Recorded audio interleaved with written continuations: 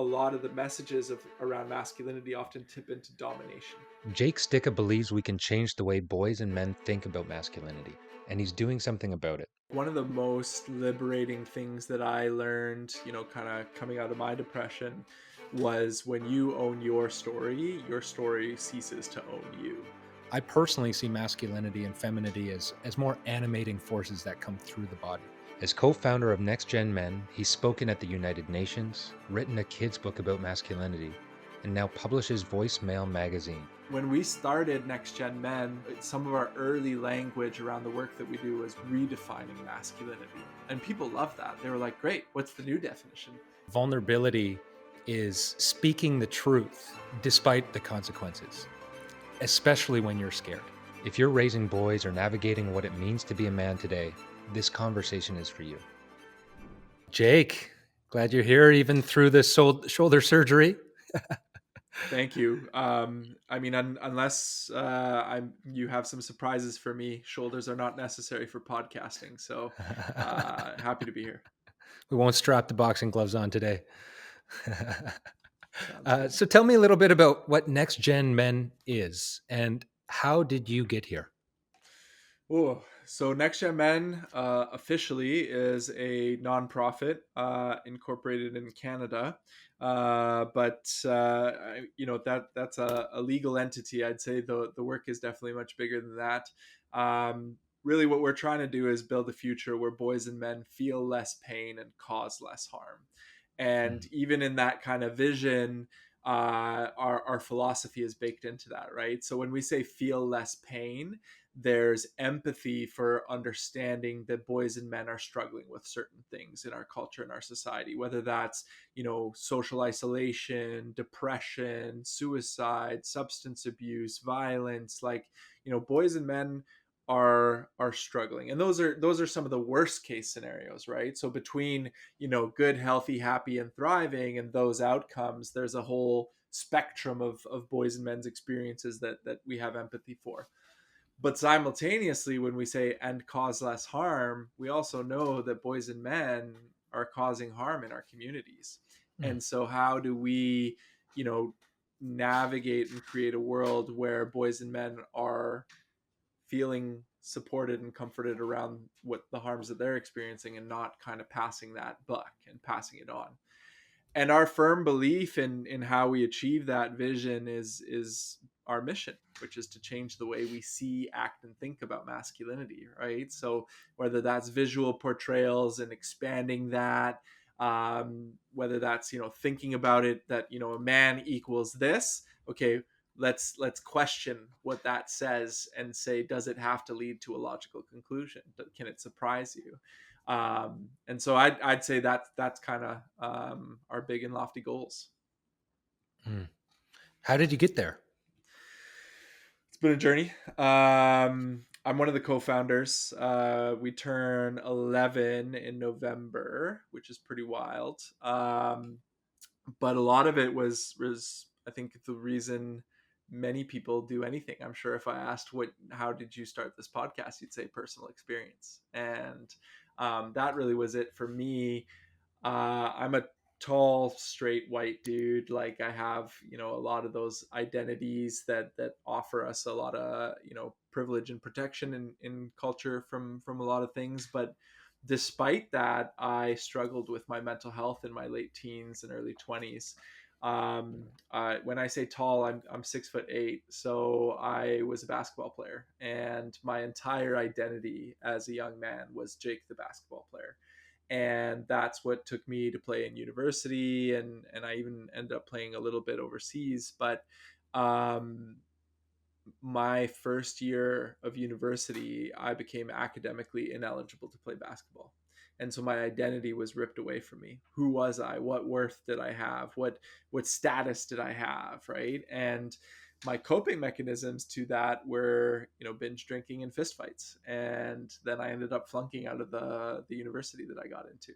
And really had to face myself in that way. And, I built myself back up. I transferred schools. I walked onto their basketball team. I became a Canadian all-academic athlete, hooray, thumbs up.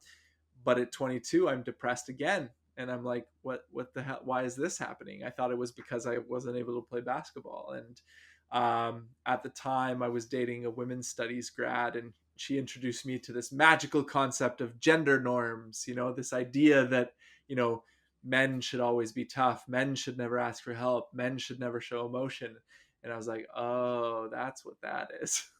And it was just this kind of like revelation that I think a lot of us guys unfortunately come to through, mental health issues, through job loss, through separation or divorce. Very rarely do we think critically about these stories around what it is to be a man until, they hit us over the head. And so that was kind of my personal awakening to some of this stuff.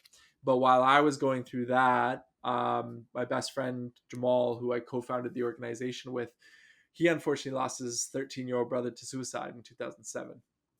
And his brother was a young black man experiencing homophobic bullying. And so we worry that he was, closeted, and that was kind of the path he chose for himself. And between, Jamal's grief and loss and my own struggles, he and I formed a unique male friendship that I just don't think a lot of guys have in their lives, based on, emotional support, showing up, being there for one another.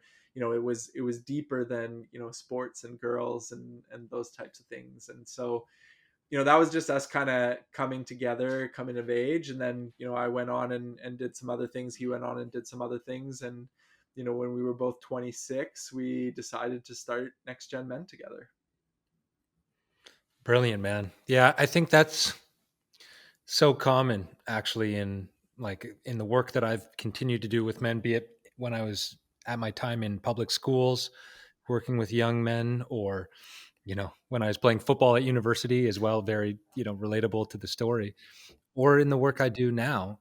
I think one of the most, if not the most dangerous rule that men carry is, if you're struggling, don't talk about it. And just this idea, it's like, okay, well, if I show the cracks in the armor, then it means I'm flawed. It means I'm fallible. I'm not enough. I'm not worthy. I'm not, somebody's going to see through and just see that thing that I don't want them to see, like this whole cage that we build. And what I came to realize as I started actually getting radically honest with other men is that my whole life had become a performance.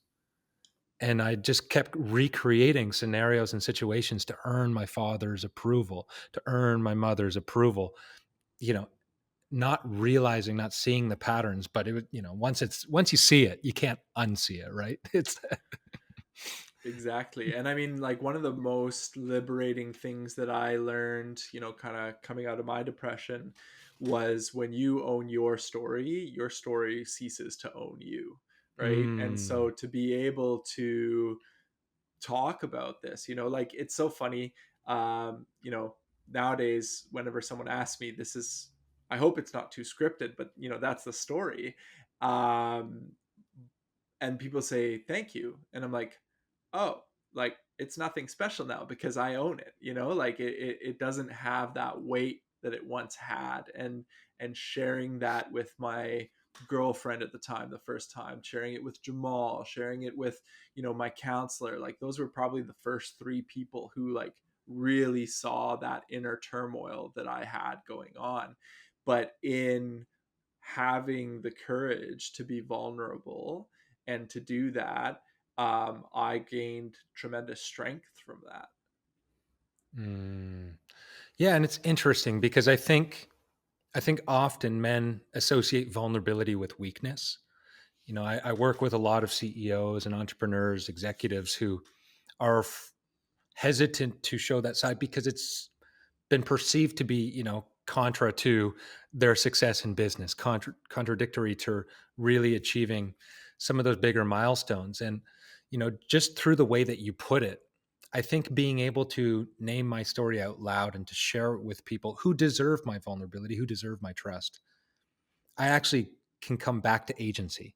I can come back, and from that place, I can step into my power, because other than that, I'll probably be blaming external situations, other individuals, all these other reasons outside of me from why my life is where it is and why I'm continuing to feel and experience what I am. So Yeah. I love that. just naming it, stepping in, that's the gateway to agency, I think. Yeah, and I mean, I appreciate what you said there about people who deserve your vulnerability. There's a difference between, vulnerability and just being exposed for the sake of being exposed as well too, Mm, right? Because like I mm, think when you're vulnerable, what I'm trying to say is even if you're vulnerable with folks that don't necessarily deserve that vulnerability, they can't use it against you because you've already put it out there, right? mm, So like I think we're also always playing these little status games, and we're worried about, if someone has this, that, or the other thing on me. And if you're vulnerable and you just kind of lay it out on the table, what is there for them to use? Because it's just mm, like, hey, here's who I am, right? And I think that's the thing. You said mask earlier, and this is, the fun play on words with mask and masculinity, is that we're often like, this is my friend mask, this is my work mask, this is my partner mask. And the word that I often think about is that is lacking in integrity, because the root of integrity is being integrated. And so if you can be that same person with your friends, with your colleagues, with your partner, what a relief that is, because you get to have the continuity of your personhood versus like, oh, I need to be this person here, I need to be that person there.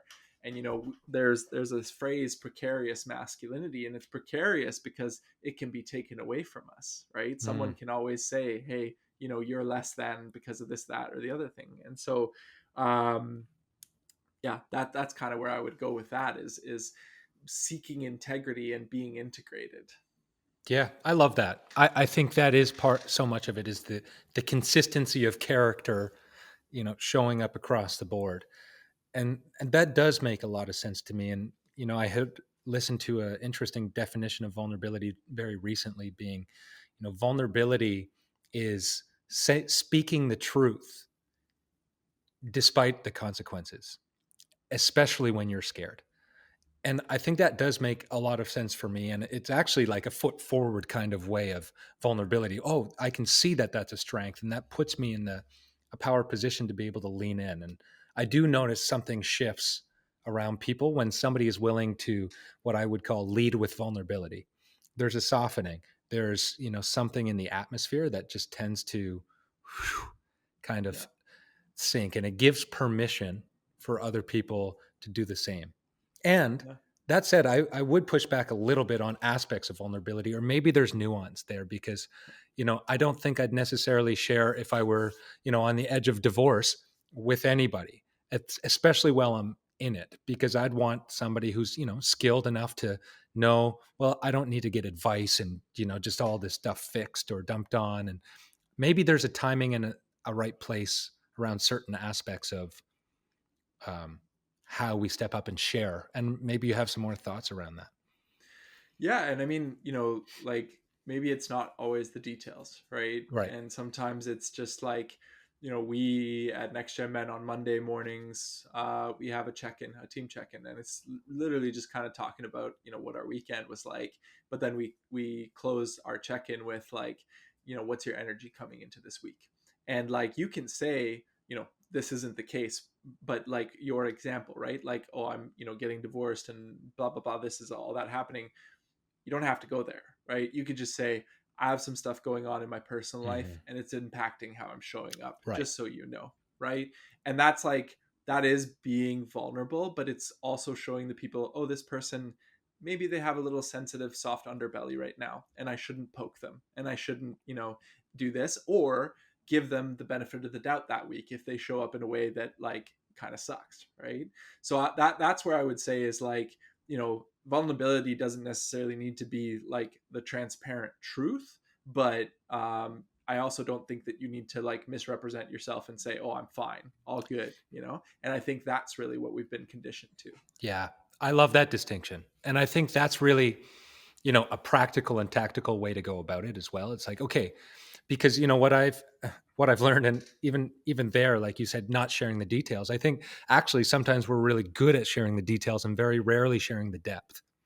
Yeah. And because I spent most of my life thinking I was being vulnerable, And all I was talking about was the actual facts of the situation and rarely how it was impacting me.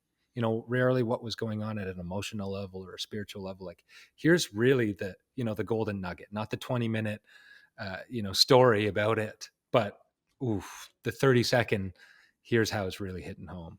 And Yeah.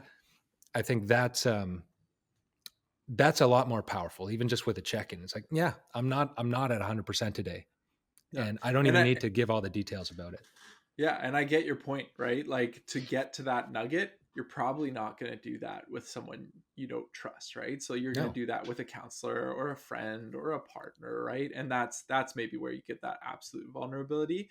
But like, we some aspects of our work are supporting male dominant workplaces, so like Right. construction sites and mining and those types of things. And like, one thing we help them set up is, you have your safety talk at the beginning of a shift or whatever, and yeah, you're going to talk about hard hats and steel toe boots and blah blah blah, but are you going to take a second and be like, hey, how's everyone showing up today? And if you're green, you're good to go. If you're yellow, like, I'm okay, but like, maybe ask me a question about how I'm later. If you're red, you probably shouldn't be at work today, like, because like your physical safety is going to put yourself or your colleagues at risk. And that could even just be a transformative thing of like naming a color that's relatively associated to that. But the unfortunate reality is like, boys and men within our culture and society haven't been given permission to even do that. 100%. So on that note, I mean, this is a bit, it can be a bit of a nebulous term, but like, how do you approach masculinity? Like, how would you even define masculinity? Okay, you asked me this before we started recording, so a little behind the scenes for everyone is like, what's on your mind? And I couldn't think of something, but I have an answer now that you asked that question. And I spent some time. I actually just finished my master's degree at the London School of Economics, so really had the privilege of like connecting with some like amazing academics while I was there. And so I Mm, had lunch with this one academic, and she said something, and I keep thinking about it. There's this gender studies professor. I don't know what their title is, but her name is Judith Butler. And there's this I haven't found the recording yet. I want to go look for it, but apparently someone asked her, "What makes a woman?" And this is like a little bit of like a bait question. Like, I think even like yeah. Charlie Kirk was asking this, and Judith Butler's answer was, "It's a question I refuse to answer." Right. And so like, that's kind of where my head is when you ask me, what is your approach to masculinity or those types of things. I kind of don't want to answer it, right? Because when we started Next Gen Men, uh, some of our early language around the work that we do was redefining masculinity, and people love that. They were like, "Great, what's the new definition?" And we're like, "Oh, like, yeah, okay, we want to take it out of this one box, but then are we just putting it in another box?" And so for us, it's really about undefining masculinity, right? Mm, Um, that being said, there's generations and legacies of stories around masculinity and femininity. So that's not just going to happen because I say, hey, Stu, you asked me this question. I refuse to answer it. Right. So for me, it's like, what can we take that is useful and is resonating and help people find a new understanding out of it? So I did it earlier in our conversation when I said the courage to be vulnerable, right? Because we take something like courage or bravery, which is very masculine, and those are things that we want to aspire to, and we say, well, are you courageous enough to be this way, which is maybe quote unquote not masculine. Another way that I think about it sometimes, and this is a shout out to Dr. Brennan Kwiatkowski, because a social media post he made had me thinking about it. But we have this narrative that as men we should be protectors and providers. At the end of the day, if someone is protecting you or they're providing for you, what are you experiencing? You're experiencing safety. And so what does it mean to be a safe man, a safe partner, a safe friend, a safe, lover, a safe colleague, even just safe to yourself, right? And that doesn't mean we need to say no, men are not protectors and providers. It means let's look critically at what that is and what that means. And sure, back when we were cavemen, maybe provision was go hunt the mammoth.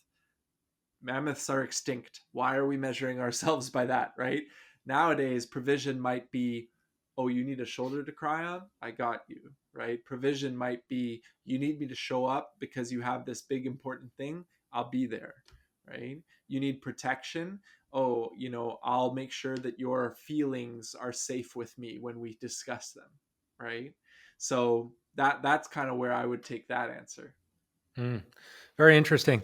Yeah, I think there's part of me that agrees, and then there's part of me that maybe a bit more challenged with it, and I'll tell you why.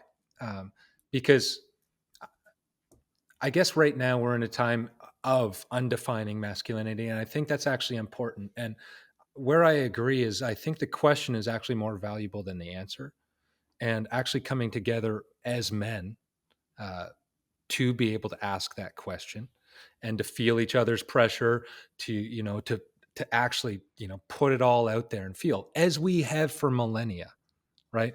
It's not like that's something new. Our elders would have initiated younger men into manhood in a good way, and we've lost so much of that. And then I think there's the fear of when we see toxic masculinity or all these things, it's largely a lot of uh, adult men acting like adolescents because they've rarely had that elder guidance, that kind of initiation into manhood. And that said, I personally see masculinity and femininity as more animating forces that come through the body. Something like a woman has masculinity and will also express femininity, right? And they'll come in different balances based on our dispositions. My concern with that, I guess, Jake, is that right now we have a lot of examples of what men should not be.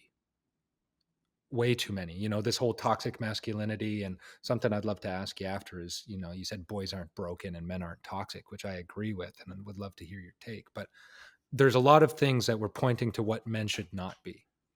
And there's, I think, a massive absence of indicating how men can step up, how men can create safety, how men could provide in a broader sense of the word other than that traditional definition of it. Yeah. And so I guess maybe in the absence of it, it can be a bit challenging. And I think a lot of young men are feeling the absence of that right now. Yeah. I see the challenge. I never like not never. Never is always a strong word. I'm such a systemic pragmatist. Like I know there's many ways to have this conversation. There's a spiritual way of having this conversation. There's those types of things. I just personally don't resonate with them very Hmm. much. I'm not saying they don't have validity or whatever. Like, when you say masculinity and femininity are animating forces and, men and women have both, like I can nod my head. I can understand. It's just not a way that I connect with the world. And to me, the issue we're facing with is patriarchy, right? The system of patriarchy. And a lot of people hear that and they think about, 5, 7, whatever it is, some odd number of like hooded men in a room pulling puppet strings, right? And that's just not what it is. Like it is a set of norms and rules and culture handed down to us for generations, right? And it is not just, yes, fathers give it to sons, give it to, the next generation, but it's mothers give it to sons. It's, female partners give it to, hetero men that they're partnered with. Like it is, we are all steeped within it, just like capitalism. And I think the the counter to this system of patriarchy that has been studied and has led social movements is feminism. And I will definitely agree with many of the people who say that feminism has gone too far, and I'll say yeah, some, but there's still a lot of useful stuff in this place. And some feminists, like the great bell hooks, like her book Will to Change is, in my opinion, one of the best books on masculinity.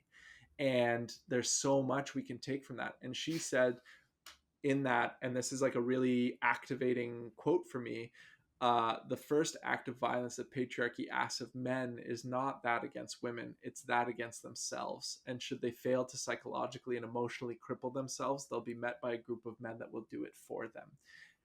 That I read that after I started Next Gen Men, and I was like, that's why we do what we do. We are stopping that act of self-harm from a I lot love of that. these narratives, and we're stopping that act of male on male harm of like, you're not man enough, therefore you need to be this. Because if we Right. can fix that, we stop a lot of these things. And 100%. that's why I see it as like a systemic approach. That's what really resonates and activates me around this.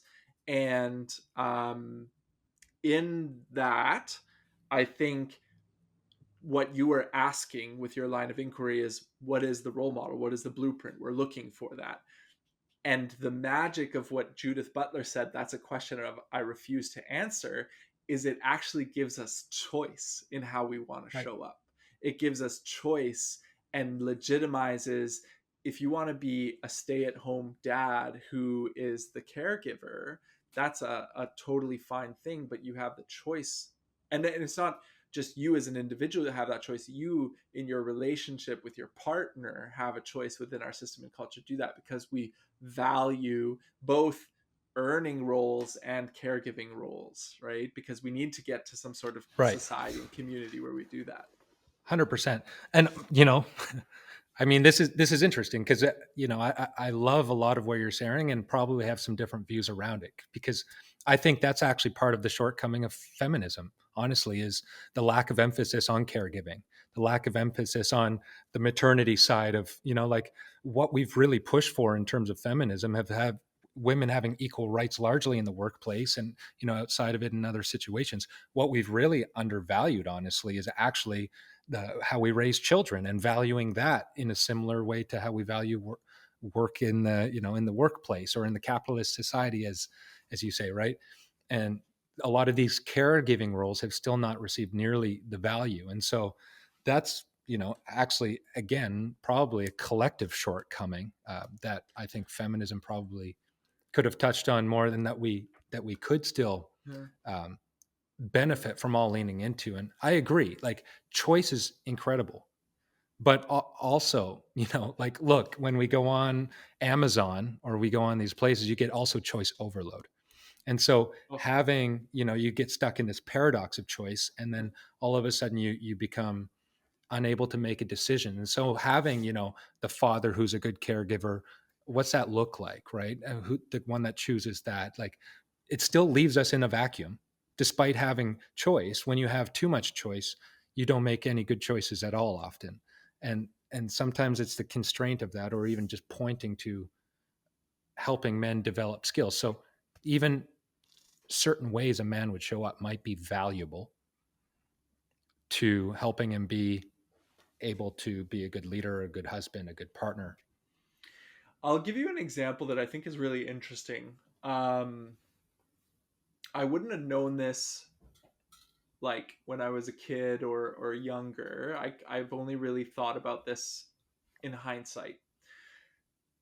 And I think capitalism, like I'm glad that you brought it up, because I think it is such an activating force. I'll give you an example about that shortly, but I want to tell this story. So I'm originally from Czechoslovakia, right? And that was a communist country post World War II under kind of Soviet influence. And because communism valued all citizens, regardless of sex, as contributors to the national economy, there was quote unquote gender equality in terms of workforce, right? And um, that doesn't mean that women didn't come home and they didn't have the second shift of like food and kids and all that type of stuff. But within that structure, my grandmother on my father's side was fluent in 7 languages. And in communist Czechoslovakia, you don't get the chance to travel. But because of her skills, she was a technical secretary sent on diplomatic missions abroad. And so she went to places like Paraguay, Kenya, etc., with like, the Czechoslovakian delegation to do translation for them. Cool. she passed away when I was 10. I wish I had more of those stories, but that's what I know about it. But that left my grandfather home with two sons, and he was a caregiver.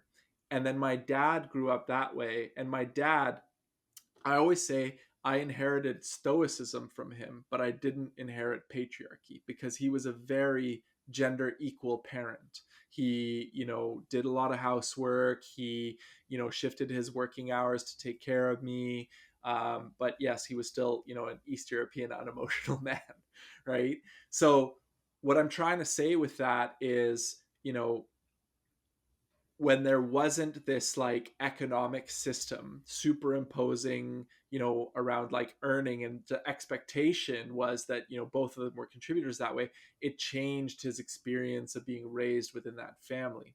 And that's kind of what I mean when I talk about this is, yes, I do think we need women's economic empowerment, and feminism has given us a lot of that for sure. But to your earlier point, this is where I want to connect this, capitalism has hijacked that in a lot of ways, because when we talk about women's economic empowerment, we're pushing them into STEM, science, technology, engineering, math, because yes, they're underrepresented, but that's also the things that in our society we monetarily value, and that would give them the most economic empowerment. And the reason I say capitalism has hijacked it is because if it was truly just a gender equality push, we would see them, not them, because it's not us versus them, we would see whatever this conversation is also have this secondary push to get men in underrepresented fields such as childcare, education, arts, literacy, health, those types of things. And that would be that gender equal push that was, pushed down by, a communist country in those types of ways. So my critique of that wouldn't so much be around just feminism. And don't get me wrong, there are many feminisms. So there's some that are this and that and the other thing. I feel like I've said this and that and the other thing a lot, but keep going with it. That it's a critique of capitalism as well too. And I think that there, my experience, let's take a different example where, like, let's say men's rights activists talk about, fathers' rights and not having custody and those types of things. Yet they don't ask themselves who in the system of patriarchy built the courts and the laws over the years, and who deemed men to be less than caregivers, male judges and lawyers, because there wasn't gender equity and justice, right? And so, yes, there are definitely some factions of feminism that just say inherently the mother is a better caregiver. But I know that there's plenty of feminism trying to remake the judicial system to have a gender critical lens that also values paternal caregiving as well too. So I think all that to say, it is very muddy, and a lot of people are rowing in a lot of different directions. And what you're talking about is how can we all start rowing in a similar direction, a positive direction Yeah. that gives young men a path and a roadmap to what it is they can be as men in our society today. Yeah. And like you said earlier, that is not limiting. That is not Yep. constraining. That does not put them in a box. That doesn't tell them who they need to love or how they need to show up or how they need to express themselves. Because I think that's so much, like you said earlier, that is part of the problem. And at the same time, man, like I do even struggle with the idea, be it capitalism or be it the word patriarchy. Like these are inflammatory words that are, hit somebody in certain ways where it's just like we throw a blanket on it, right? Like as Yeah. capitalism is this whole wide thing, or as if capitalism is a living entity, right? We I almost like find it so liberating, like, because yeah, it's well, a in ways, system just that, like the government, though, right? yeah. You call the government something, or we call capitalism something, or patriarchy. It's like it's as if we're applying. It has its own moral framework, but it can be applied differently based on. Is it not more of a tool, capitalism, for example, or a way of viewing exchange of goods, or does it have its own implicit morality attached to it? So this is where I get stubborn, and I talk about, that systems view and why I think it's liberating, because those systems have been studied over time. And this is, I think don't get me wrong, I agree that they're inflammatory words because of how media uses them, and Mm, people misuse them, and those types of things. But like, there are, you know, economists who've studied this over time. There are, poli sci people. Like, sure. there's a lot of knowledge around that. Whereas then on the flip side, when we say masculinity and femininity, those are very nebulous terms that can mean different things that are, implied with a Christian lens, a Muslim lens, a non-denominational lens, a pagan lens, whatever, right? Like, um, those to me feel a bit more quote unquote inflammatory because different people make different Mm, meaning of that.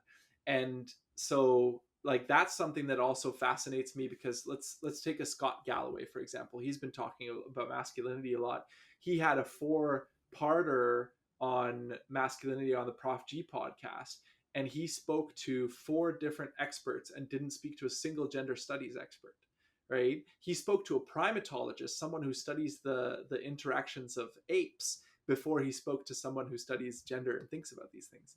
And so that's kind of, for me, I use the term patriarchy because it is something really solid that we can what's that mean? study. And What does patriarchy mean to you?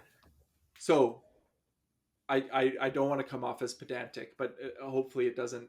Like, if you break it apart, it pater, father, Yeah, archein, power, father right. power. And when you look at, okay, you and I are in 2025, things look vastly different for us. But if we look even just three generations, so our dad, our granddad, and our great granddad, and we sit in that time and we imagine who led the government? Men. Who led our faith institutions? Men. Who led the media? Men. Right? So there was a lot of consolidated power around male father authority figures. And it has changed in those three generations, but a lot of, we still don't have 50-50 representation in our elected bodies. We still don't have 50-50 representation in, leadership of these global corporations. Like, the vestiges of that still exist, and we're feeling a lot of the tension around transitioning from that. And so to me, that's a very studyable, maybe we don't know the origins of it. That could be debated a little bit. Like, did it actually come out of the agrarian revolution where men worked the fields and women raised children at home? Possibly, right? But you or I weren't around then. And so I try to also put it in a container of, okay, what is the trend over the last, 3-4 generations, and where do we want it to go? And we can kind of study and know and understand that. Whereas, like, masculinity and femininity, you know, those are often dictated by the system of patriarchy, Mm, but those are malleable. They can change over time and place because they have changed over the last 100 years. And you and I, and our Western society, it's one thing, and you look at Saudi Arabia, and it's another thing what it means there. And more proof case that they're changeable is that even Saudi Arabia is liberalizing a lot of their stuff nowadays to kind of meet the world where it's at, right? Afghanistan is going in another way. So, these things, like, that's why when we have these conversations about masculinity and femininity as them kind of just being inherent in a way, I want to push back on that, because they do change over time and place, and depending on context. sure, sure. And I guess, yeah, it could. I agree with you in ways also, and at the same time, like there are some kind of things that we would generally refer to as more feminine expressing or more masculine, like the yin and yang, for example, right? Like the animus and the anima, like these kind of animating forces, right? We could maybe use less controversial words than feminine and masculine, which have maybe been politicized, unfortunately, in our time. But yeah, man, it's very interesting. So if we tear down, I guess what I see is like the traditional version of patriarchy that has led us to the power structures that we see. However, like patriarchy does not necessarily just mean that, right? Because we also have matriarchy. Matriarchy and patriarchy are power, father power, mother power. there's actually studies that show that matriarchy, like, it's not just a swap of the the men for the women. Matriarchy is actually a new understanding of power, and it's more distributed and collective. So the thing that we sometimes, I don't want to use a loaded word, so forgive me, but like this like boogeyman of like women, taking up the traditional roles of patriarchy and then us being subjugated to them. That's actually basically recreating patriarchy, right? And we see Yeah. this because there's a lot, like there are examples of women rising up within the ranks of, whether it's like a policing situation or a corporate entity or whatever, becoming the chief or the CEO or whatever, and then acting just like a man would, or maybe in worse ways, right? And so that's just women enacting the power structures of patriarchy. That's not matriarchy, right? Just because there's a woman up there. So I think like, and Mm, good the point. great part is those aren't our only two options, right? Right. Like, we can forge something different together. And what it is, and this is why I think it's so useful to think about these systems, is it's actually probably just better to have a feminist man than a woman scrapping within patriarchy leading an entity, because they're thinking differently about the systems and the structures. It's not really about their sex or their gender, it is their belief around the systems of structure and power that they exist within. Agreed. Yeah, I think it's very much less to do with the gender and more to do with what we value, what we believe. That's really where the rubber hits the road. And then beyond actually what we value and what we believe, are our actions and our words in alignment with what we value and Yeah. believe, which goes back even to what you mentioned earlier about being in integrity. Yeah. And okay, like just going back to you've mentioned, or maybe I had read that you've really had very few people that actually showed you what it meant to be a good man. And if you could go back and tell your teenage self one thing about being a good man, what would it be?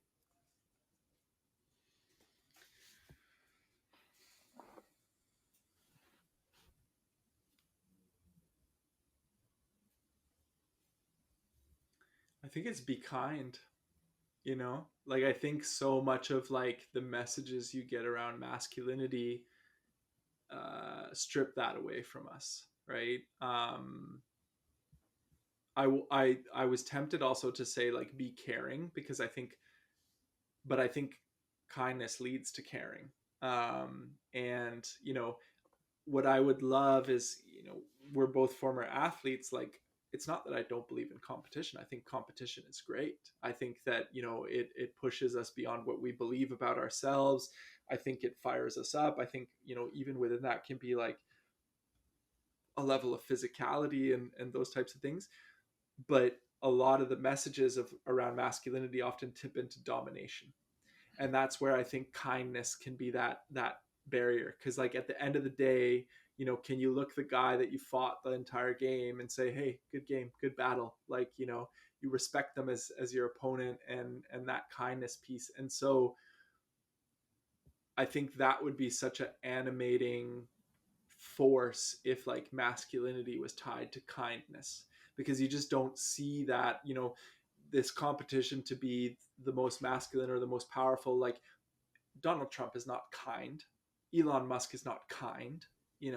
Like, how do we put kindness at the forefront of what it means to be a good man? When you say man and masculinity, are you saying the same things? No, because I just don't know what masculinity is, because yours is different than mine is different than the next person's. And I Okay, don't but you're really also want, yeah, yeah. suggesting something about what we should associate or what you would suggest with masculinity, being Yeah. kind. And like, full transparency, like, this is a hard conversation to have. Like, I feel like I'm doing mental gymnastics sometimes, Yeah. and I won't name names, but I'm there's a large organization working with boys and men that is talking about how do they not use the word masculinity. They want to maybe use manhood or something like that. Mm, And to your earlier point, like, you had equated it a little bit to like capitalism and feminism and patriarchy and those loaded words, and they can be, but can we walk up to those words and just be that bomb cutter and snip the wire and diffuse it and be Yeah. like, this is okay to talk about. It's Yeah. okay to like, I'm really appreciating like your, I don't know if acceptance or like receivership of like what I say about this thing, and then saying this is how I feel about it. And we need to be able to have more of those conversations of like, I see what you're, saying there, but what about this? And that's where, and I think I would say that that's a form of kindness as well too, of Mm. like, clearly you have thoughts and opinions and beliefs about this. Let me hear you out. Let me share my thoughts and beliefs in the spirit of a productive conversation, right? Well, And right. And that's why I'm asking you because yeah, honestly, you think differently than I do think, Jake. And I think it's important as we have these conversations that it's not always just kumbaya. It's like, okay, well, when we do hit conflict, what do? Do we bring out the fists yeah. or do we learn how to listen and how to ask questions with people who we have different degrees? And when you said the only reason I asked about man and masculinity is because it sounded like you started using those interchangeably, where I don't typically Mm, use those the same because as a man, I also think I have a feminine expression. no. That's all I was wondering. But what else? What other things other than kindness then would you suggest would be good things, for a young man to develop? Nowadays, I Hmm. think we're not curious enough.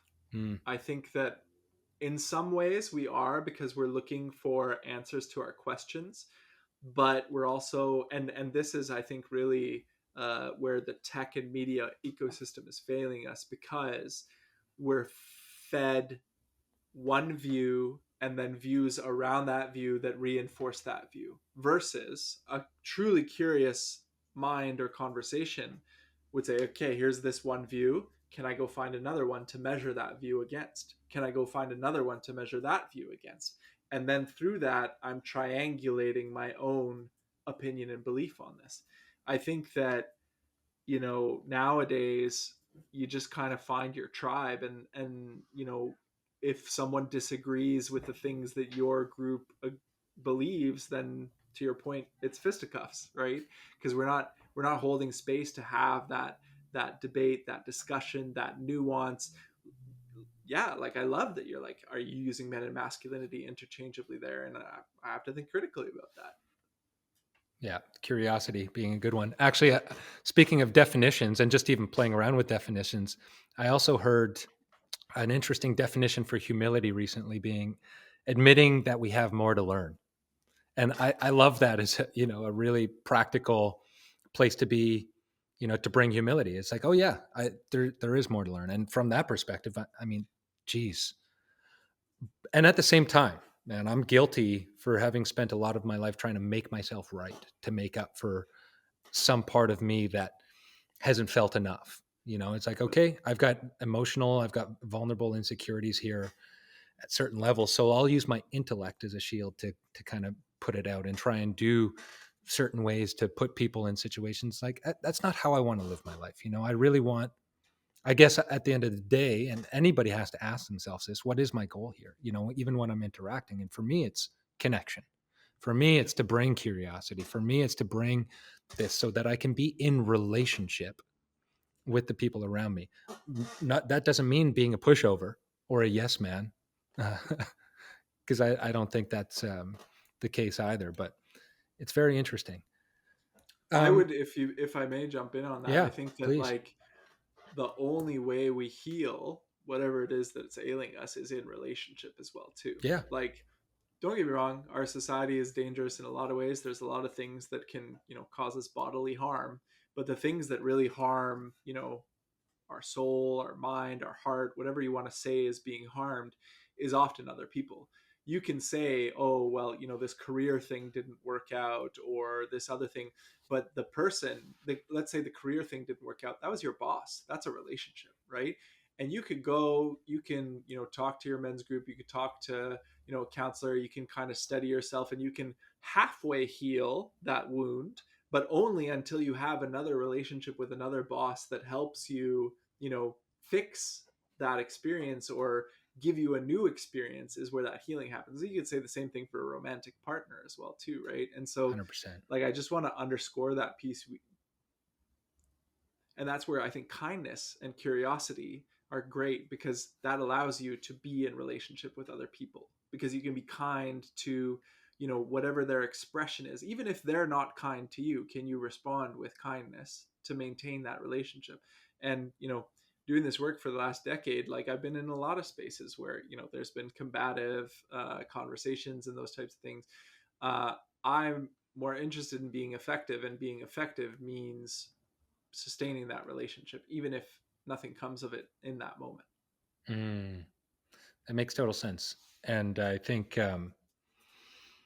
yeah, choosing to do that is going to be the opportunity to grow anyways, right? We live in our own world of projections, and we're always making others wrong, to in some way of defending ourselves from looking at the parts that we're still insecure, the parts that I still don't love myself, the parts that I'm still holding myself back, keeping myself safe. So I think that's why doing those, though, in safe spaces like therapy containers or men's work containers or the places where that is established. One of my mentors says we're wounded in relationship and we heal in relationship. Exactly to your point. And I think coming back to that place where we have to get to the place where the nervous system, at the nervous system level, not just at the intellectual level, to talk through, how many times can somebody share the experience that they had, but not actually change the pattern around it?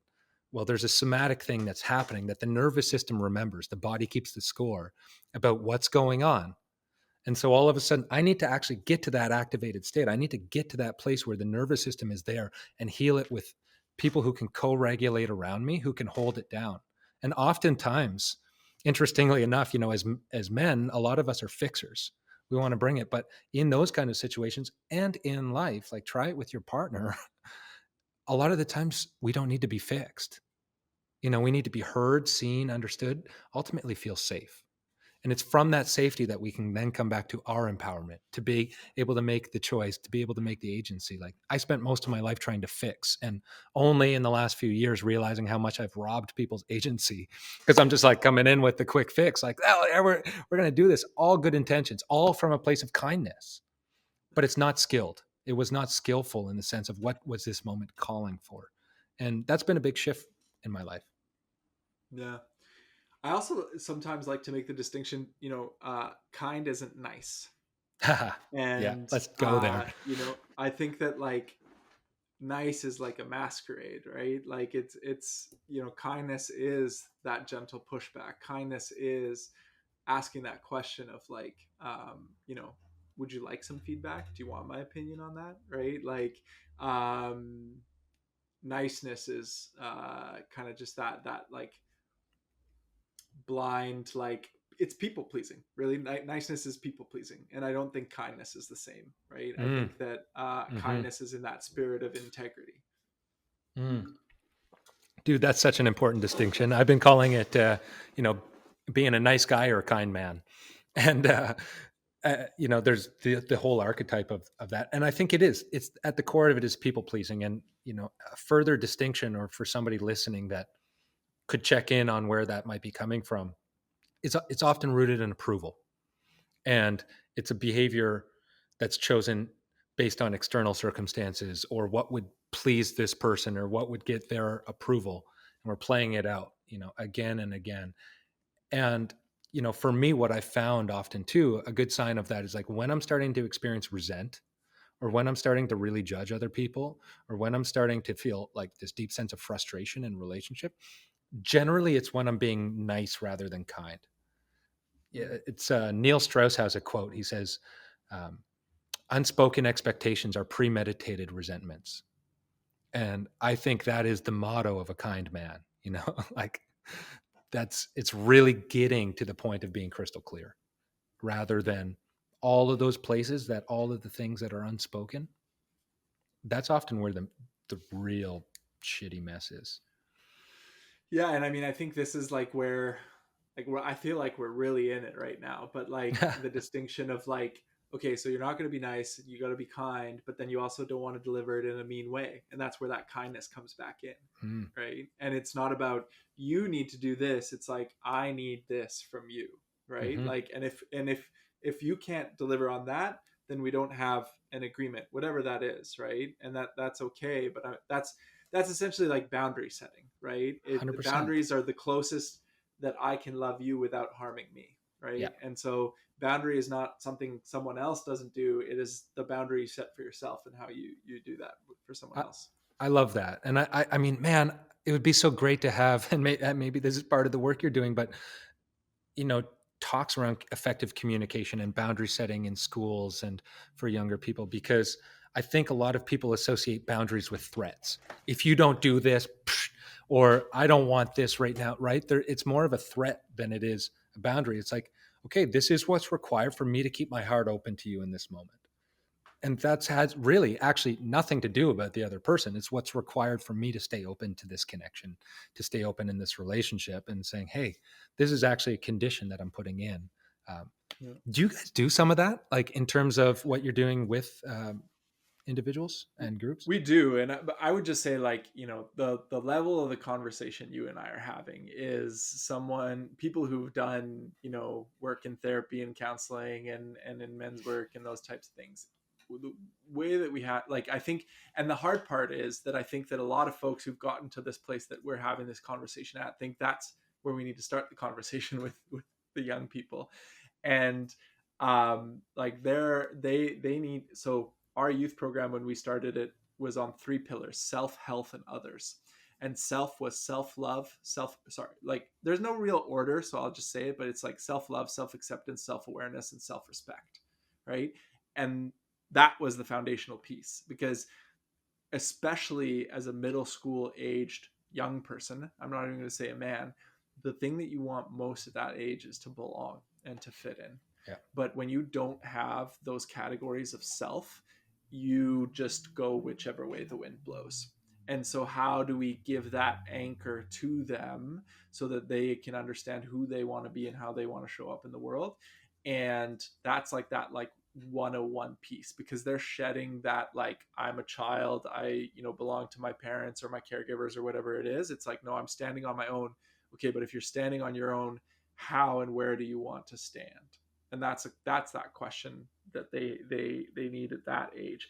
And that even starts with, like, helping them name emotions, right? Because, like, I would say probably you and I are of a similar vintage. Like, our generation, we didn't get a lot of, like, feeling conversations. And so, to your earlier point, I have my counselor often asking me, like, okay, you've told me the feeling, but how does that feel like? And I have to get into my body for that. So yes, we do that. And it is foundational. I think a lot of youth programs, especially serving young men, I'd say even just like programs serving boys and men, in a lot of ways, are kind of looking over their shoulders often, right? It's like, how do we work with this boy or man so that they don't do this harm or they don't do that thing to those other people, instead of really seeing the boy or the man in front of them and saying, what do they need in this moment? Hmm. And if we can fulfill what it is that they need, then the assumption is that they won't go on to do those things. But I'm not going to look over their shoulder to say my program is stopping that. I'm going to serve who's sitting here in front of me. I love that. When I spent 8 years in public education, largely working with young men that were falling through the cracks of our current system, and one thing I came to realize at that point is often a poor behavior is a very sad expression of an unmet need. And I think, to your point, that's such a really wonderful reframe. And it even goes back to how you started this conversation, to feel less pain and cause less harm, because I think too often we're focusing solely on that cause less harm. And I think it's the same piece that I bring into men's work is, in order to even start this work, we have to admit two things: that I'm a man that is hurt and has been hurt, and I am a man that is causing pain and is causing pain. And I think that becomes, the starting ground. It's like knowing that until we can do both of these sides, how do we address that inner need and what's not being there? Because that's often what's being expressed externally. We're not just going to dampen the behavior on these things. And it's important to actually address that. What are the inner wounds? What are the places that are leading to these more outward behaviors? And I mean, young girls need support in different ways. They tend to go a lot more inward. Young boys are, they'll blow, I mean, me, for example, thank God for sports. I could have easily been in prison, but I'd run into something and I'd take 10 steps back and run twice as hard at the wall. Oh, yeah, you're going to tell me not to do something, or, whatever. It's young boys are finding where their boundaries are, where their edges are, and they're looking to express. And so, giving positive containment, positive structure, positive guidance, I think is critical to their development. Yeah, and I mean, like that's where some of the good, like the recent initiatives, let's say Gavin Newsom calling for 10,000 men to step up in service of others in California, right? Like I think that's helpful because so much of like what's told about what it is to be a man is very self-interested and not very community interested. And bringing back Scott Galloway into this conversation, he talks about what is the measure of a good man. It's loving children that aren't your own, right? And so how do we, to your service within public education, right, helping those young people, how do we get more men doing that work? How do we get more men coaching? How do we get more men coming home from work earlier to pour whatever extra energy and emotion they have into their children and not just see themselves as a provider of a paycheck? What's your answer to that question? That was where I was going to go with that thought around caring, right? Like so much of what is socialized around us is not necessarily caring and solidifying.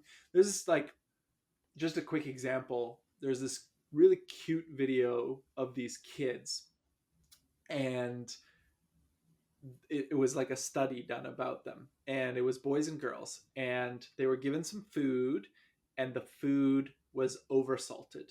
It was supposed to be sweet and it had like salt.